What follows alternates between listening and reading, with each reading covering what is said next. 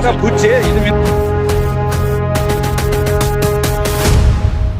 नमस्ते सबैलाई। आज भने हामी एमालेका महान नेता महेश बस्नेत साँच्चीकै राम्रो नेता हुन् कि गुण्डा नेता हुन् त्यसको बारेमा एकदमै गहिरिएर अध्ययन गरी यो एपिसोड हजुर सामु ल्याएका छौँ। महेश बस्नेतको जन्म 1960 अगस्त 31 मा भएको हो। उनी अहिले 65 वर्षका पुगे।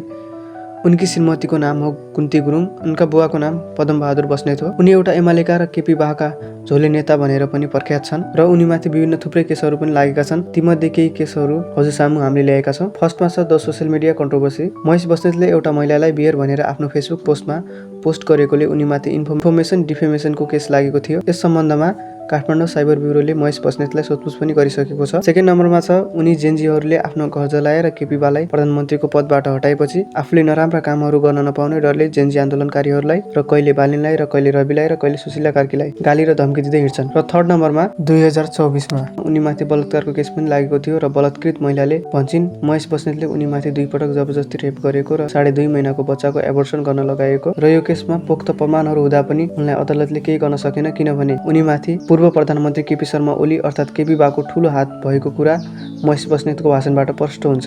यो केस अझसम्म पनि इन्भेस्टिगेसनकै प्रोसेसमा छ। र 4 नम्बरमा बस्नेतले वर्तमान ऊर्जा मन्त्री कुलमान घिसिङ र फाइनान्स मिनिस्टर रामेश्वर खनाललाई पनि भ्रष्टाचारको आरोप पनि लगाउनु भएको थियो। यति मात्र कहाँ हो र उनले अरू पत्रकारलाई पनि धम्की दिन छोडेनन्। महेश बस्नेत आजभोलि भने आफू मात्रै देशभक्त भए चाहिँ स्ट्याटस हाल्दै अनि सरकारलाई आफूबाट डराएको र 24 घण्टा पछि नेपाल युवा संघको र्याली निकाल्न नदिए नराम्रो हुने धम्की पनि दिएका छन्। अब हजुरहरू आफै कमेन्ट गरेर भन्नुहोस् उनी महान नेता हुन् कि गुण्डा नाइके हुन्। मलाई त लाग्छ उनी एउटा डरपोक नाइके हुन् जो जनताको पैसाको प्रयोग गरेर ससाना गुण्डाहरूलाई किनेर उनीहरूलाई सेरोफेरोमा राखेर उफ्रिने गर्दछन्।